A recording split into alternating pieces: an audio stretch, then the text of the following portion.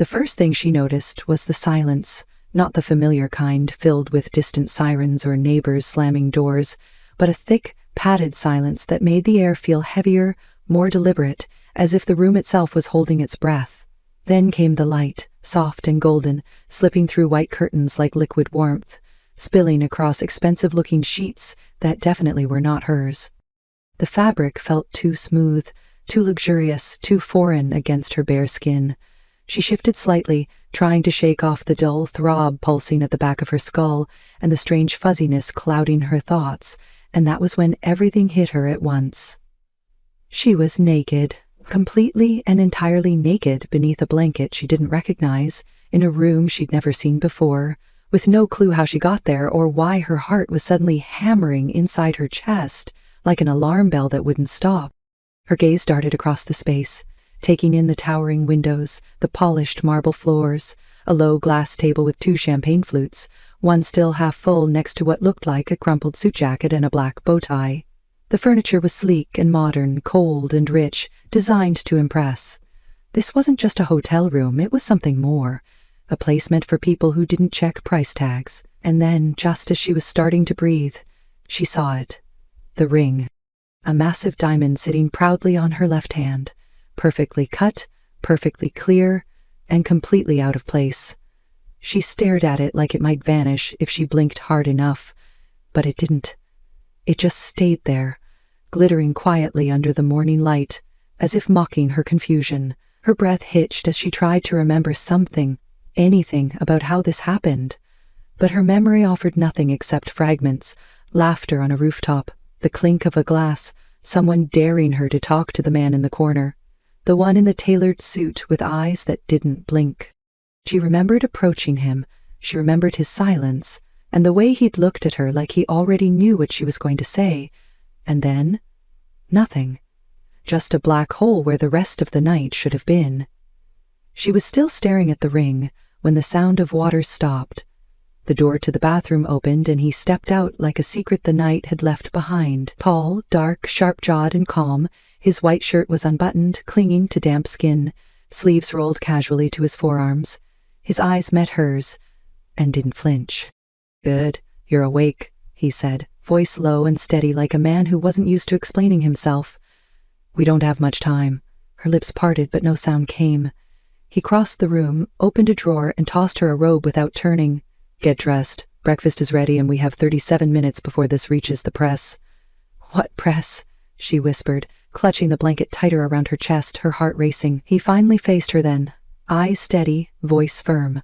"Because last night you agreed to marry me, Ava, and I fully intend to hold you to it." She stared at him, frozen, as her mind reeled and her stomach twisted into knots. The room tilted and nothing made sense.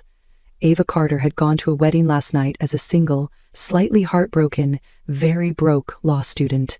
She had taken one dare, one drink, and now she was waking up in a billionaire's bed with a diamond on her finger, and a stranger claiming to be her fiancé. And the most terrifying part was not that it had happened, it was that a small part of her wasn't sure she wanted to leave.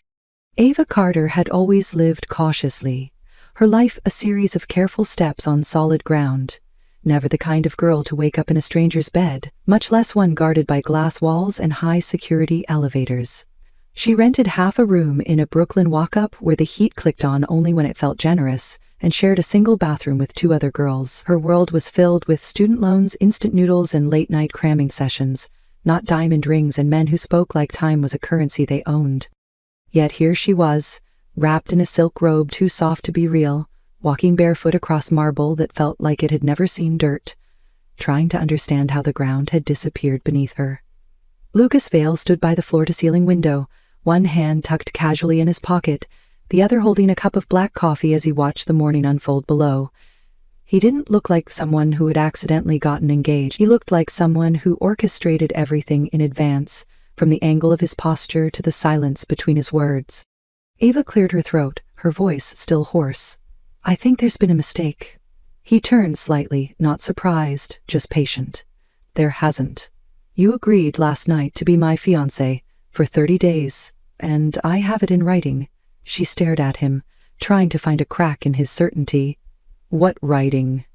Lucas stepped to a console table near the kitchen and picked up a sleek leather folder, opening it with one hand and sliding a single sheet of paper across the counter. Her signature stared back at her, next to his, beneath neat legal language that looked far too official for a drunken joke. "This is not possible," she whispered, backing away as if the paper could bite. "I wouldn't agree to this." Lucas didn't raise his voice, didn't lean in. He simply watched her. "You did. Your friends were present, and I had witnesses. It was a formal agreement. I needed a fiancé to present at a board meeting in 3 hours. You agreed to help me for a price." Her eyes narrowed. "What price?" $50,000. Ava nearly choked. "That's insane. That's not a real number." "It is, and it's already been transferred to your account. Feel free to verify it." She opened her mouth, then shut it again. The room felt like a stage, and he was reading from a script she had never seen. "Why me? Why not someone you know? Someone who wouldn't wake up screaming?" Lucas sipped his coffee before answering. "Because I needed someone no one could trace to me. No shared history, no overlap. Someone clean." She stared at him, disbelieving. "I'm not clean," she said bitterly. "I'm broke, I'm behind on tuition, and I have no idea how I got here." Lucas shrugged lightly. "That makes 2 of us." Ava rubbed her temples, trying to think, trying to undo what clearly had already been done. Her name was legally attached to his now, even if only for appearances, and if what he said was true, she had agreed to play fiancé to a man she didn't know for reasons that made no sense.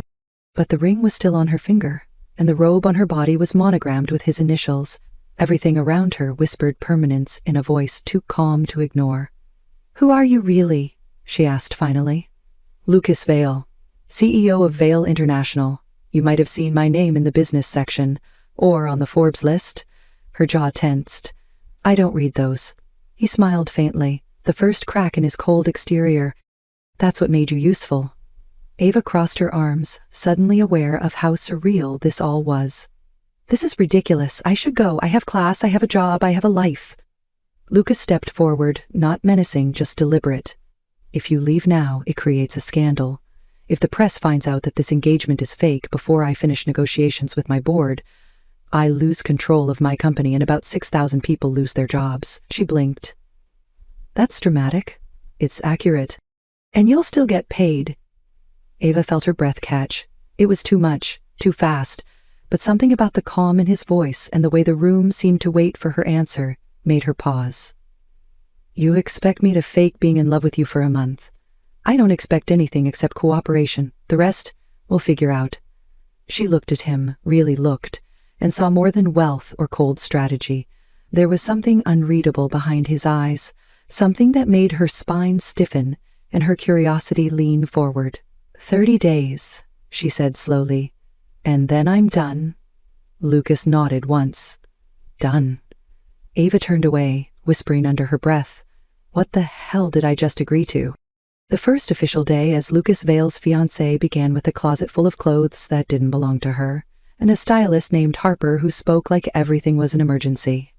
Ava sat still while Harper pulled her hair into an elegant low bun and explained the plan for the day, which included breakfast with Lucas at the press launch of a new product line, followed by a public lunch at the Rosewood Hotel and a brief walk for the cameras down Fifth Avenue. Ava had worn the same 3 blouses on rotation for the last year and had never been inside the Rosewood, much less on its guest list. Now she was sipping tea from porcelain and being handed diamond earrings that probably cost more than her entire education. The world spun quietly around her as she followed Harper's directions and tried to remember how to breathe. When Lucas entered the room, dressed in a perfectly tailored navy suit, he didn't look at her with warmth or fondness, but with a kind of quiet study, as if trying to see whether she'd hold up under pressure. "Ready?" he asked, and Ava nodded, even though she wasn't. She didn't know how to be someone's fiancé, fake or not, especially not his. The car ride to the event was quiet, the kind of silence that was too intentional to be comfortable. Lucas finally spoke without turning his head. "You don't have to talk much. Just smile when they ask about the engagement. Touch my arm once or twice. Look like you chose me." Ava almost laughed, but it stuck in her throat. "What makes you think anyone would believe that?" she asked. He glanced at her then, just once, and said nothing. The press was everywhere, a sea of lenses and questions and lights that never dimmed. Ava kept her hand in the crook of his elbow, smiled when prompted, and let Lucas do most of the talking. He was polished, sharp, and unnervingly calm, slipping into a public persona that made it impossible to see the man underneath. Ava played along, laughed at the right moment, touched his sleeve when someone asked about wedding colors, and before she knew it, the hour had passed and they were back in the car, driving toward lunch like nothing had happened. "You did well," Lucas said quietly. "That's not a compliment," she replied. It wasn't. She looked out the window, watched the city pass in streaks of color and motion, her chest still tight from the performance. "You've done this before," she said finally. "Pretended." "No," he replied without hesitation. "I've never needed to." She turned her head. "So why now?" "Because some people only listen when you play by their rules, and I'm tired of pretending their rules don't matter." The rest of the day moved like scenes from a movie she wasn't sure she belonged in. More press, more photos, more touches that weren't real but somehow felt too practiced. By evening, she was back at the penthouse, peeling off the designer heels and collapsing onto a couch that didn't sag. Lucas stood by the bar pouring a drink, his tie loosened, his sleeves rolled, a man made of control who somehow seemed less intimidating without the cameras. "I don't think I can do this for 30 days, Ava admitted. Lucas looked at her, then nodded as if he'd expected the collapse. "Then don't do it for 30. Do it one day at a time." It wasn't comforting, but it was honest. She leaned her head back against the cushion and closed her eyes. "I'm not like them, you know." "I know," he said. "That's why you're here." Over the next week, a rhythm began to settle in. Unnatural, but strangely manageable. Wake up, get dressed, pretend. She accompanied him to meetings, watched him negotiate million-dollar deals with the same tone he used to order coffee, answered questions about floral arrangements she didn't understand, and wore a smile so often her cheeks ached. Lucas never touched her outside of the public eye, never asked for more than what was in the contract, but he watched her. Always watched her. And Ava couldn't decide if it unnerved her or made her want to look back. Then came the charity gala. Harper dressed her in a floor-length emerald gown that shimmered under light like water and pulled her hair into soft waves. When she stepped into the penthouse foyer, Lucas stopped mid-sentence, eyes scanning her like a man trying to solve a problem he couldn't name. "You clean up well," he said, and she rolled her eyes but felt her pulse stutter. The gala was filled with people who spoke in dollars and smiled with their teeth. Ava stayed close to Lucas, playing her role with practiced precision, until the music softened and he asked her to dance. Her instinct was to refuse, but something in his expression stopped her. She took his hand and let him lead her to the floor. Their bodies moved together slowly, not quite close, not quite distant. For a moment, the noise faded, and it was just the two of them in a room full of gold and shadows. "Why me?" she asked again, softly this time. Lucas didn't answer at first. "Because you looked at me like I wasn't just my name." That made her pause, "And you think that's enough reason to pull me into your world?" He held her gaze. "It's the only reason that matters." The song ended, but neither of them stepped away immediately. Something unspoken hovered in the space between their breaths, and Ava realized she wasn't pretending anymore. That night, as they stood on the balcony overlooking the city, Lucas handed her a glass of champagne and said, "They're starting to believe it." "Who?" "Everyone, including me." She didn't know what to say to that. Her heart was loud and her mind was quiet for once, and she just nodded, afraid that words would break whatever fragile thread had started to form between them. The days that followed grew more complicated. Ava found herself lingering in the kitchen longer, waiting for him to finish his meetings so they could share a late dinner. Lucas began asking her opinion about things that didn't matter to the press. Art pieces, music, the way the office smelled after rain. She found a record player in one of the penthouse rooms and started playing soft jazz in the evenings, and he didn't tell her to stop. One afternoon, she came back from a dress fitting to find a sketchbook on her bed, wrapped in a silk ribbon. No note attached. She hadn't told anyone that she used to draw. That night, she sat across from Lucas on the couch, legs folded beneath her, pencil in hand, sketching the curve of his profile while he read a document on his tablet. "You're staring," he said without looking up. "I'm sketching," she replied. "Same thing." She smiled, but didn't stop. Later, when he passed by her chair, he paused just long enough to place one hand gently on her shoulder. "Good work." She didn't know if he meant the drawing or the performance, but either way, The warmth of his touch lingered longer than it should have. It was supposed to be a job. A month of pretending, a paycheck, and then goodbye. But every time Lucas laughed, without realizing it, or softened when she teased him, or sat beside her on the couch and didn't speak, Ava felt something shift. It wasn't attraction, though that existed in the quiet spaces between glances. It was something deeper, something dangerous, and she didn't know how to stop it. One evening, while watching an old black-and-white film, she turned to ask him a question and found him already looking at her. Neither of them spoke. The film kept playing, but she wasn't watching anymore. Lucas reached for her hand then, not as a CEO or a man performing for the world, but as someone real, someone reaching in the dark. His fingers were warm against hers, and she let him hold on. For the first time since the deal began, Ava felt the line blur not between fact and fiction, but between pretending and becoming something they could no longer explain. It started with a question she didn't expect, quiet and soft in the dim afterglow of another perfectly staged evening. They had just returned from an art gala hosted by one of Lucas's partners, and Ava was curled on the edge of the massive sectional sofa, her shoes off, hair loosened, the diamond ring still glittering on her finger like a secret that refused to fade. Lucas was seated across from her, his tie undone, sipping a glass of something amber and smooth, the kind of drink that always looked more like power than comfort. He didn't look at her when he asked it, but his voice didn't waver. "What do you really think of me?" It wasn't a trap or a challenge, just a question hanging in the air between them like smoke. Ava paused, her heartbeat catching in the space where answers were supposed to go. She could lie, she could deflect, she could do what she had done since the day this charade began, smile and nod and perform, but something in his tone, something tired and strangely honest, stopped her. "I think," she said slowly, "you're lonelier than anyone I've ever met." Lucas didn't flinch, didn't laugh, didn't deny it. He took another sip of his drink, then set the glass down on the table with a quiet click. "And you," he asked, "are you lonely?" Ava looked down at her hands. "I think I stopped knowing the difference." The silence that followed wasn't awkward, it was heavy with things neither of them knew how to name. In that moment, the distance between their roles and their truths began to collapse, and Ava saw something unguarded in him, something raw beneath the wealth and calculation. The next morning, Lucas was already gone for a board meeting, but he had left a note folded on the kitchen counter. "You don't have to go to the launch party tonight if you're tired. I'll cover." Simple, clean, unsigned but clearly from him. She held it for a long moment before tucking it into her pocket. That day, while the stylist fussed over outfits she didn't want to wear, Ava felt a strange ache behind her ribs, like a thread pulling her towards something she couldn't quite name. She spent the afternoon sketching on the balcony, lost in the curve of shadow and light, and when Lucas returned around 6, he didn't speak at first. He simply stepped outside, loosened his tie, and stood beside her, both of them watching the sky shift toward gold.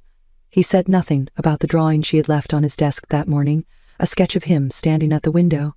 But later that night, she found it framed in a corner of the library, as if it had always belonged there. That was the first sign something had changed. The second came a few days later, when Ava followed Lucas into a late afternoon meeting with his executive team. She was supposed to smile, nod, act engaged while saying very little, but when one of the board members, an older man with sharp eyes and sharper words, made a comment about her being just another pretty face in a ring, she leaned forward, met his gaze, and asked calmly if he'd like to review the list of Lucas's most recent charitable ventures, which he had memorized by heart over the last week. The man smirked until Lucas cut in, voice quiet but cold. "She's not just here to look pretty. She knows more about what we're doing than half this table. Respect her time or excuse yourself." The room fell silent. After the meeting, Lucas didn't mention it, didn't thank her. But that night, he poured 2 glasses of wine and handed her one without a word. She took it, no questions asked, because something between them had shifted again, this time without needing to be spoken. But with closeness came cracks, and it wasn't long before Ava began to notice things she hadn't seen before. The way Lucas flinched when someone mentioned his father in passing. The way he avoided a certain corner of the penthouse, a room always locked, always left in darkness. The way he spoke in perfect rhythm, but rarely revealed anything about himself that wasn't already public knowledge. One night, as they walked back from a charity dinner, Ava asked about the room. He didn't answer. She asked again, gently. Lucas's jaw tightened and he said, "It's not a room, it's a memory. I don't want to wake up." That was the first time she saw him not as a billionaire or a CEO or a man who had bought her time, but as someone haunted by his own silence. Days bled into each other, the act feeling less like an act, the touches more natural, the late-night conversations lingering longer. They talked about books, childhood fears, the songs they loved and the ones they hated. Ava learned that Lucas used to play piano before he learned to speak like a weapon. Lucas learned that Ava once dreamed of illustrating children's books before law school swallowed her whole. One night, after a long day of meetings, Lucas asked her if she missed her old life. She looked at him and whispered, "I'm not sure I remember what it felt like." He didn't smile, didn't speak, but the way he reached for her hand said more than any words could. That night, they sat beside each other on the balcony, knees touching, hands loosely intertwined, and Ava realized she had stopped keeping track of the days. Then came the envelope. Slipped under the penthouse door, no return address, no markings, just a plain cream paper holding a single photograph inside. It was her, standing at the gala, a drink in her hand. Lucas's arm around her waist, the headline above it printed in red ink. "The Billionaire's Pawn." She stared at it, her chest tightening. When Lucas found her holding it, his face went still. He took the envelope, read it once, then tore it in half and dropped it into the fireplace without blinking. "They'll start digging now," he said, voice flat. "They always do. I can handle it." Ava wasn't sure if he was trying to convince her or himself. The next few days were a blur of whispers and questions and long stares at every event they attended. Reporters started asking about her background, her family, her career. Classmates she hadn't spoken to in years reached out with fake curiosity and veiled judgment. Online forums speculated whether she was a gold digger, a fame chaser, or a social climber. Ava stopped reading them after one called her the discount duchess, but what cut deeper than all of that was the look she caught on Lucas's face when he thought she wasn't watching the tight line of his jaw, the shadow in his eyes, the way he seemed to brace himself every time someone asked about the wedding. It came to a head one rainy evening. Ava walked into the penthouse after running an errand and found Lucas in the living room, staring at a document she couldn't see. He didn't notice her at first. She watched him, saw the weight in his posture, and asked, quietly, "Are we still pretending?" He looked up, met her gaze, and said, "No, not anymore." Her breath caught. "Then what are we doing?" Lucas set the paper aside, crossed the room in 3 slow steps, and stood in front of her. "I don't know," he admitted, "but I know I don't want to lose this." Her throat tightened. "It was supposed to be 30 days, he nodded, "but somehow you became the only part that feels real." Ava didn't move. Her heart was loud again, her skin warm despite the cold rain outside. She looked at the man who had once been a dare, then a contract, then a habit, and realized he had become something else entirely. "Then let's stop counting," she whispered. "Just for a while." Lucas touched her cheek, a gesture that felt like both a promise and a question, and she leaned into it. Neither of them said the word love. Not yet. But it hung there in the quiet between them, waiting. It was supposed to be another staged appearance, another evening spent smiling through champagne bubbles and whispered speculation. But from the moment Ava stepped into the grand ballroom of the Langham Hotel, something in the air felt off, too sharp, too curious, as if the room had already decided its opinion before she even had a chance to breathe. Lucas stood beside her, a picture of effortless charm in his signature black suit, one hand in his pocket, the other resting lightly on her waist as they made their way through clusters of business moguls and socialites, who all smiled a little too widely, spoke a little too sweetly, and watched her just a little too closely. Ava had gotten used to it by now, the way people assessed her like a headline waiting to be confirmed. But tonight there was a tension beneath the glitz, a hum of anticipation that made her stomach tighten and her heart tap against her ribs like a warning. They were halfway through their rounds when a woman approached them. Older, elegant in a dark green gown, her gaze sharp as diamonds, her voice laced with practiced civility. "I thought I'd finally get to meet the woman who's turned Lucas Vale into a romantic," she said, holding out her hand. Ava smiled politely, accepted the handshake, and introduced herself as calmly as she could, but something about the woman's eyes made her skin crawl. After a few moments of polite small talk, the woman leaned in slightly, her voice dropping just enough for only Ava to hear. "Enjoy it while it lasts, dear. They always find something to take it all away." Then she straightened and walked off without another glance. Ava stood frozen, a strange chill crawling up her spine.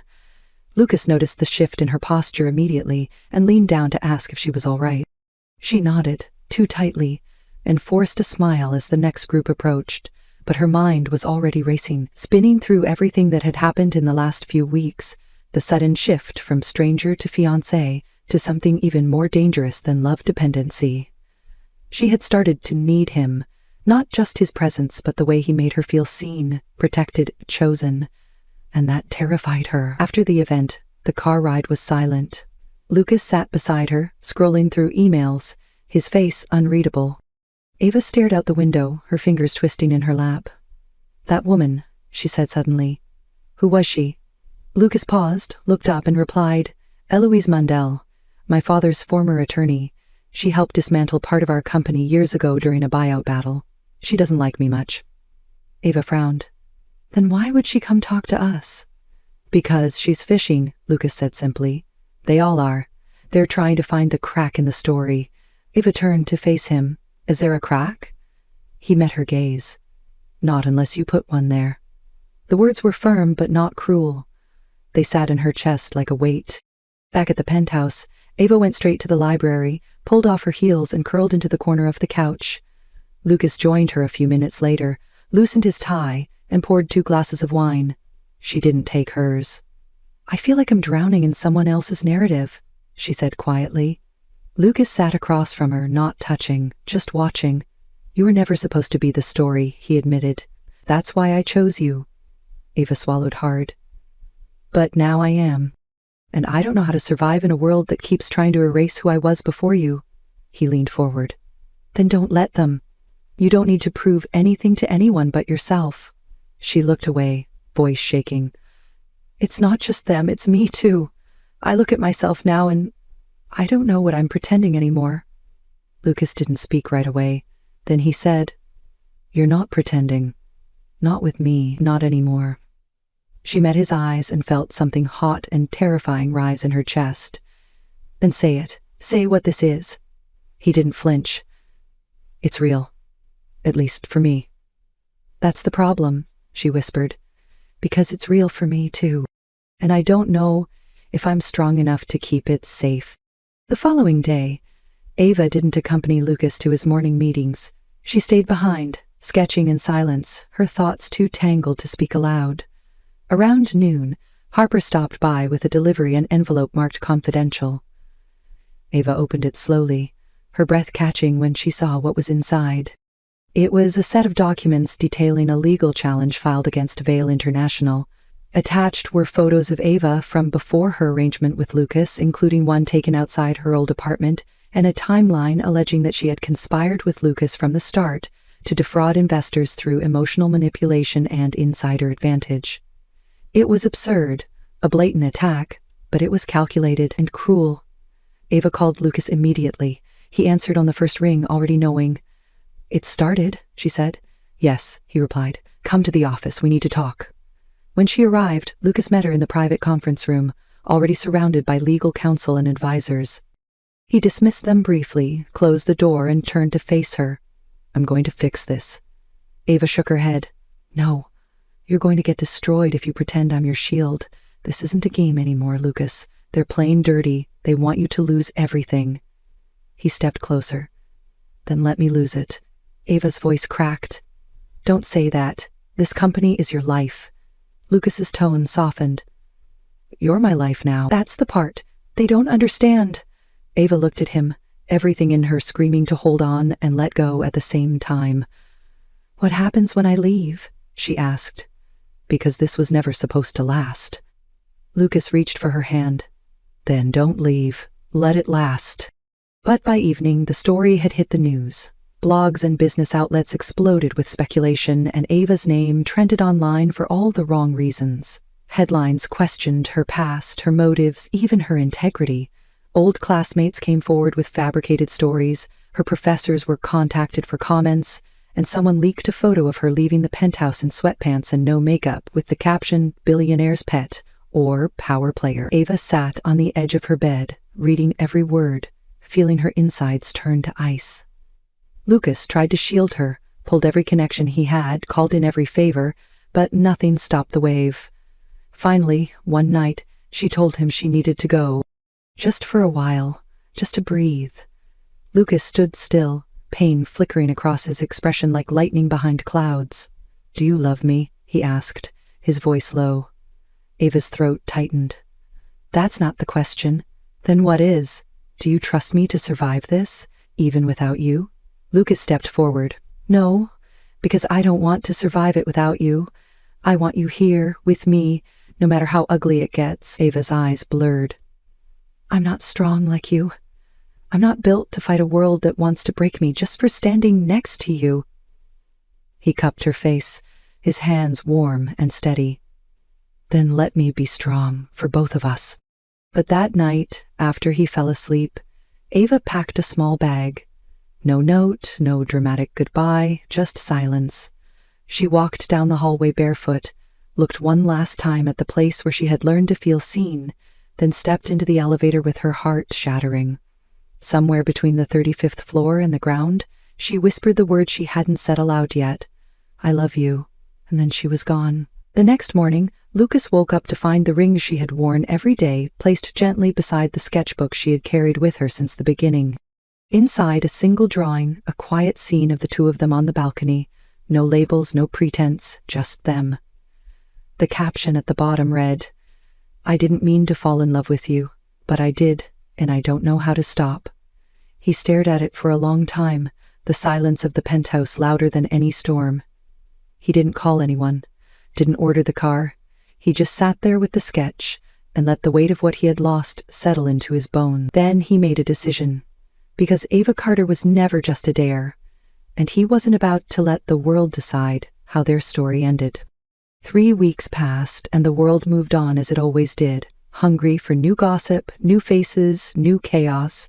And as the scandal faded from headlines and stock prices began to climb again, Lucas Vale remained absent from the spotlight. His face no longer gracing covers or red carpets, his name mentioned only in whispers behind boardroom doors. Some speculated he was overseas, others claimed he'd gone underground to manage damage control from afar. But none of them knew the truth, because Lucas hadn't left New York. He hadn't fled or hidden, he had simply gone quiet in the loudest way possible, withdrawing from everything except the memory of the woman who had walked into his world by accident and somehow made it feel like home. He stopped shaving, he stopped wearing suits, he stopped pretending he didn't care. The penthouse, once polished and pristine, now carried traces of her everywhere, her sketchbook on the kitchen island, a single braid of her hair caught in the bristles of the comb in his bathroom, a coffee mug she always reached for first, even though they all looked the same. He kept finding her in the quiet moments, in the places she used to stand, in the echo of laughter that no longer lived here. He didn't try to replace her. He didn't try to forget. He carried her in the silence like a name he wasn't allowed to speak. One Thursday morning, Harper stormed into his office with an envelope and a glare. "You said you were done chasing headlines. You said she mattered." Lucas looked up, slow and tired. "She does."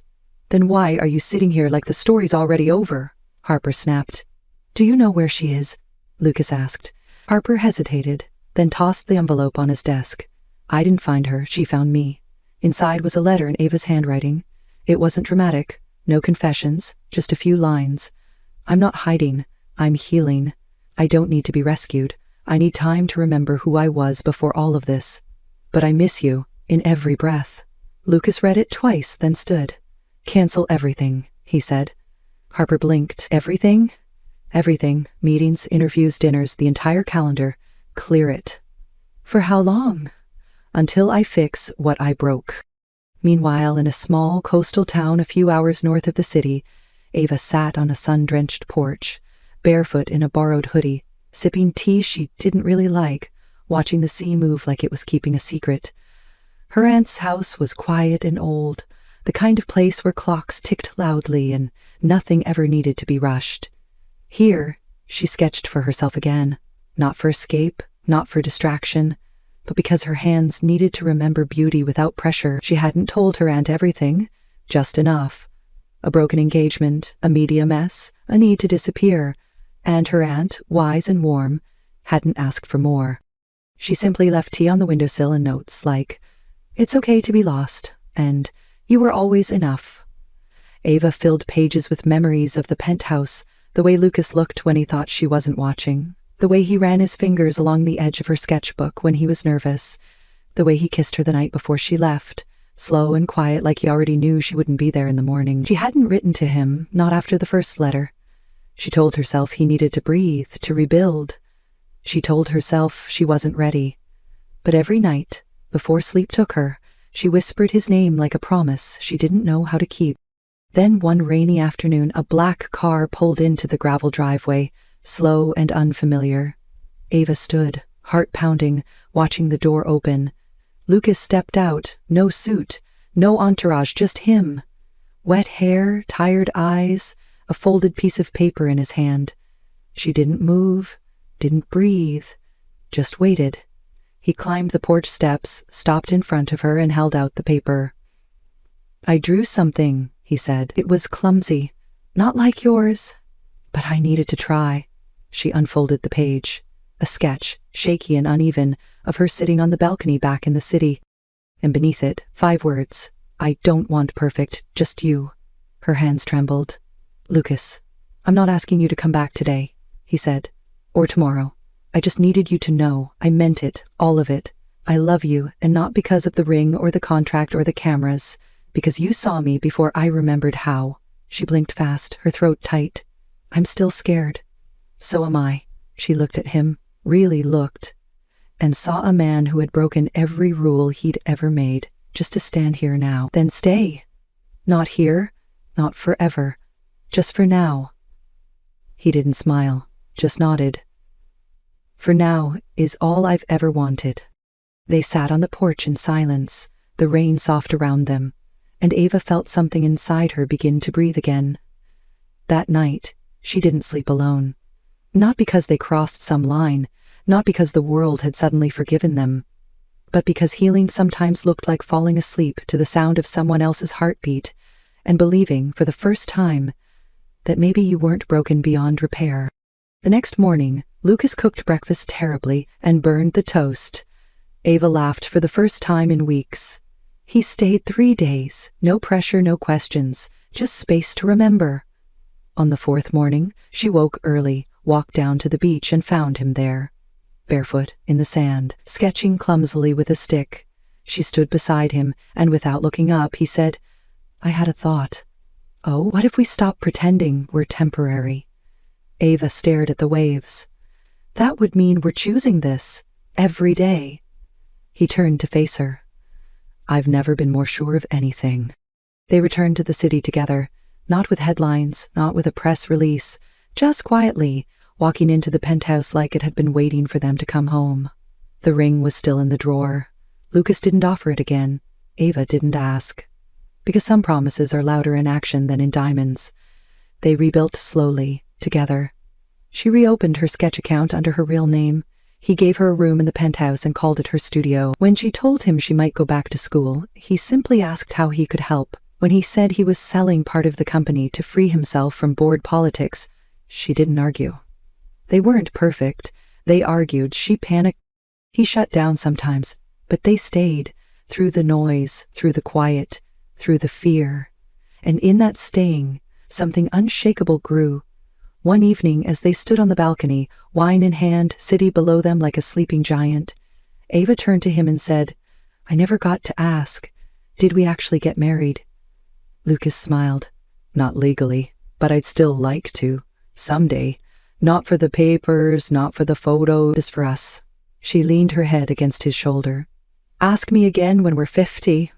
"I will," he said, "every year." And she knew he would. Because some love doesn't arrive in fireworks. It arrives in the aftermath, quiet, steady, and real. 6 months later, the world barely remembered the girl who once woke up in a billionaire's bed with no memory and a diamond ring on her finger. The scandal had faded, the tabloids had moved on, and the name Ava Carter was no longer a question mark in headlines, but a quiet success on her own terms. Her art had found a voice again. Small galleries began requesting her work, and her sketches of everyday intimacy, hands brushing across coffee cups, silhouettes leaning into each other on city benches, the stillness between two people at rest, started gaining a quiet, loyal following. Lucas never tried to turn it into a brand, never used it for leverage or image. He just came to every showing, stood in the back with his hands in his pockets and watched her from across the room, like she was his favorite piece. They lived in the same penthouse, but not as characters in a performance. They made space for their silences, respected each other's solitude, and kept finding each other in the in-between moments, early morning coffee runs in socks, half-finishes conversations curled in blankets, forehead kisses instead of apologies. And one afternoon, as Ava sat on the floor of her studio, charcoal on her fingers, Lucas walked in holding a tiny velvet box. No speech, no theatrics, just him, barefoot and real. She looked up, heart-catching. "Again?" He nodded. "You said 50. "I couldn't wait." She smiled, reached up to take his hand and whispered, "I never needed the ring, just the asking." He opened the box anyway. Inside, a new ring, simpler than the last, nothing extravagant, just a thin gold band and a tiny stone. It wasn't a promise of forever. It was a promise of today, and tomorrow, and every day after that, as long as they kept choosing each other. Later that night, they lay side by side in the same bed where it all began, the city light stretching out beyond the windows like stars pretending to be close. Ava rested her head on his chest, his hand moving slowly across her back, and for the first time in a long time, she felt whole, not because she'd won, not because the world had finally accepted them, but because they had chosen each other in the dark, through the doubt, past the noise. She looked up at him, voice soft.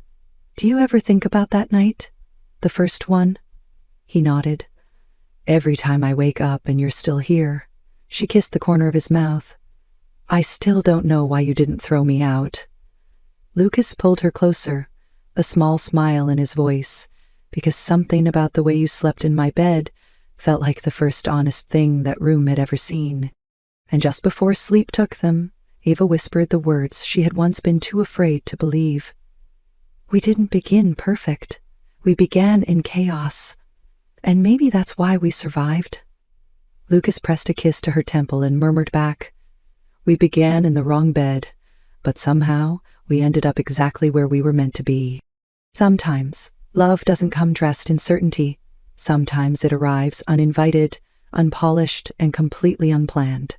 But the stories that begin in chaos, that survive the unraveling, the whispers, the fear, those are the stories worth keeping, because they're not built on perfection. They're built on the choice to stay, even when it's hard, especially when it's hard.